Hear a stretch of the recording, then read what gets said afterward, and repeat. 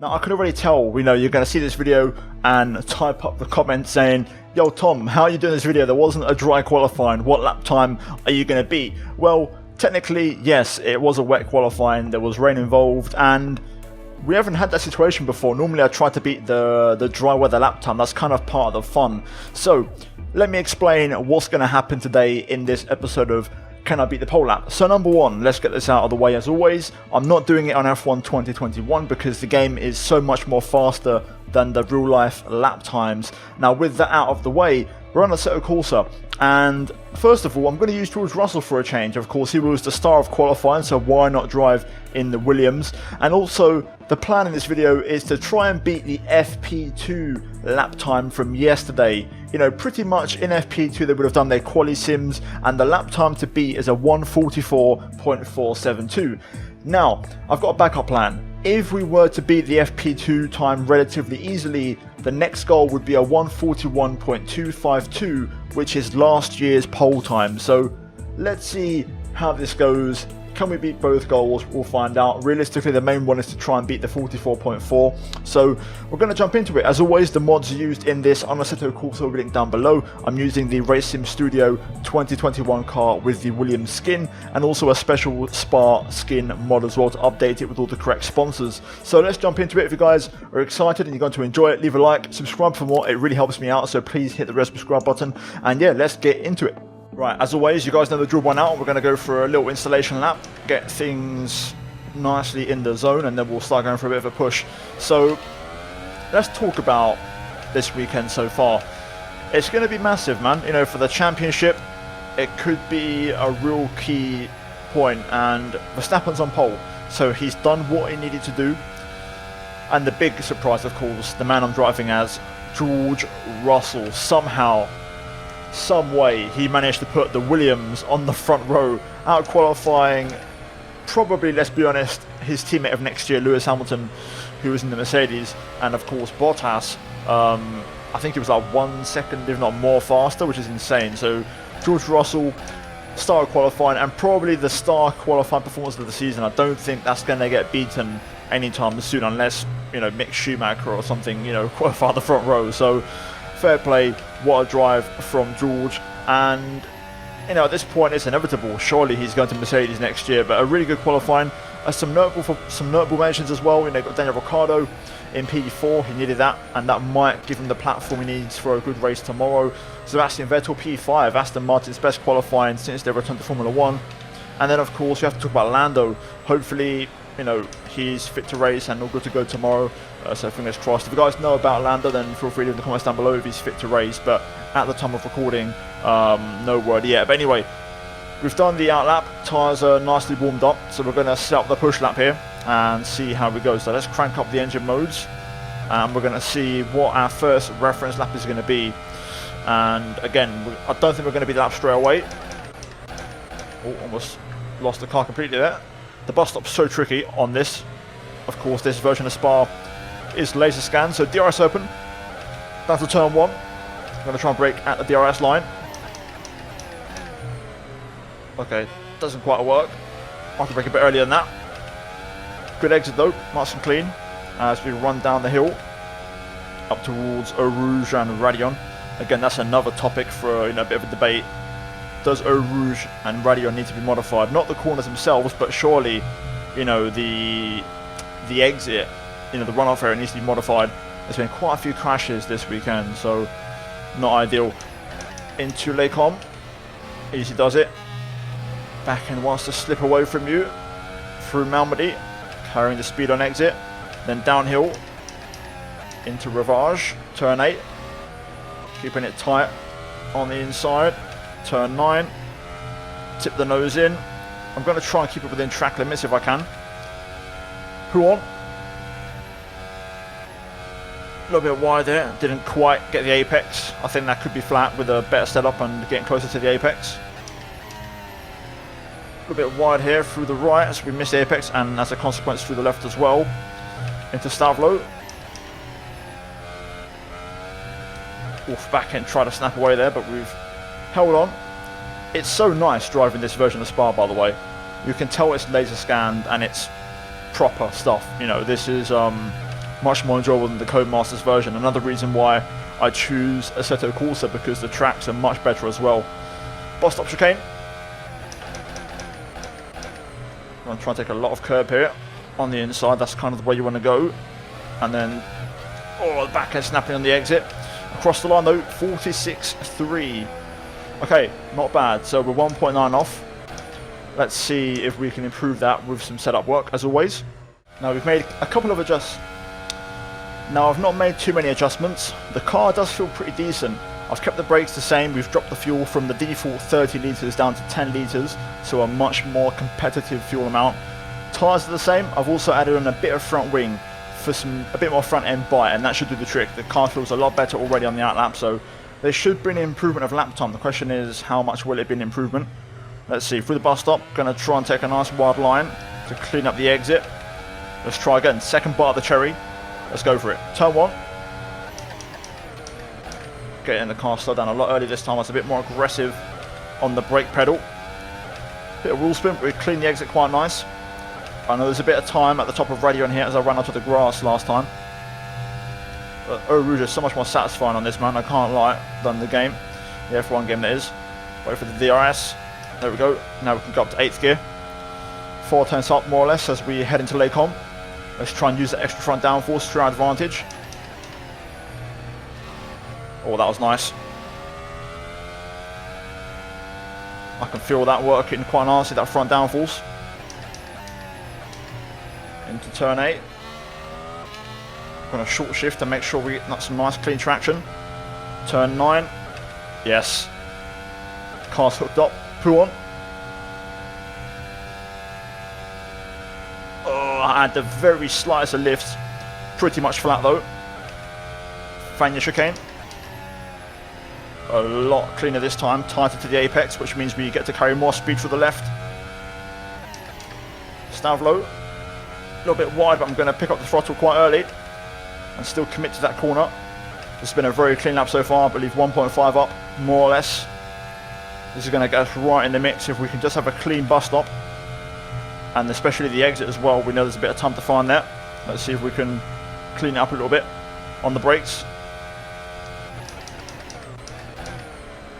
Over that curb, keeps the car nice and stable. Nice clean exit, there we go, DRS open, across the line. 1.7 improvement, 44.6. We're almost there. Nice. Let's go for the super serious setup. I'll usually show you guys what it is. The lap time that I eventually, what my best lap is, I'll show that setup in the video, so let's go for it. Okay, so this is it. I've got my Silverstone setup, I believe, on the car right now. I've just reduced the wings a little bit, which is of course appropriate for Spa. 1 litre of fuel. I've even gone for the softer compound as well, so I was running C3 tyres up until this point. This weekend they're actually running C4s, so we had a softer compound available to us, so I've put that on as well. So this should be it, pretty much everything we have in the tank. So let's set up the lap and let's give it everything we've got. As usual, we'll go for 1 push lap right now, then I'll try again to see if I can beat it. Down to turn 1. On the brakes. A bit later this time. Picking up the throttle a lot earlier there. Didn't quite trouble the apex, but the average speed on entry, mid corner and exit was higher. 8th gear this time for a Rouge, as the gearing and the setup means that we can hit it a bit sooner. DRS now on the back straight, half a second up currently. The setup should start to work now through the corners. Oh, fitting a slide kick in there. Oh god, yeah, the car's snapping on me. We've lost our entire advantage. Let's see if we can pull this back a little bit. We know there's time to find though because of that. It's a lot of grip though. The car wants to go fast. That's off limits there, out of the white line, but let's keep pushing. Pull on. Yeah, that's what we want to see. Flat out through prawn, baby. Into the chicane. Carrying so much more corner speed with this setup on. A bit more twitchy. Stav low. Nice. Just 3 tenths up right now. It's not been the lap that I hoped for. But let's try and see if we can find a bit of time. I know there's a bit more still at the bus stop. Let's at least try and beat the FP2 lap for now, and then we'll go about trying to set a really good, nice, clean lap afterwards.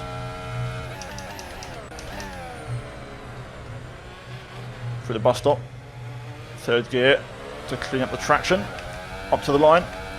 Big final sector. We found 8 tenths, 43.8, and there we go. We've beaten the FP2 lap. Right, let's see what we can do. So the next lap you'll see will be my best one. So let's jump into it. This is when the mistakes start to happen. Oh no. Oh, it's a second up. Damn. That's a really good lap. Oh no. Oh.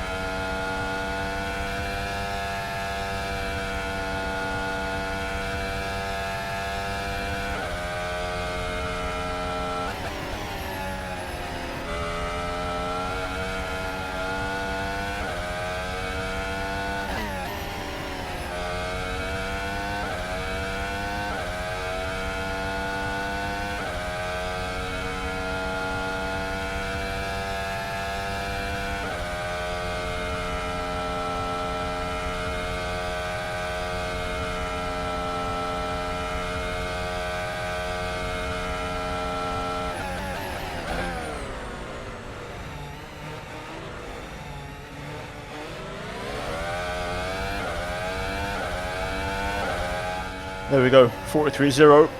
I'm going to take that. I've been trying for quite a while. It's not perfect. I ran wide at turn 9, which I believe is one of the corners that's prone to track limits in real life, but I could be all night, to be honest. I think like a 42.5 is possible. So we're nowhere near the pole time from 2020, but I do believe a 43.0 is probably, I'd guess maybe faster than what the pole time would have been this year. If we look at the fact that FP2 was a 44.4, it would have been pretty close. Maybe a high 42. Either way, on screen you would have seen the setup. And yeah, we're now going to move into the replay.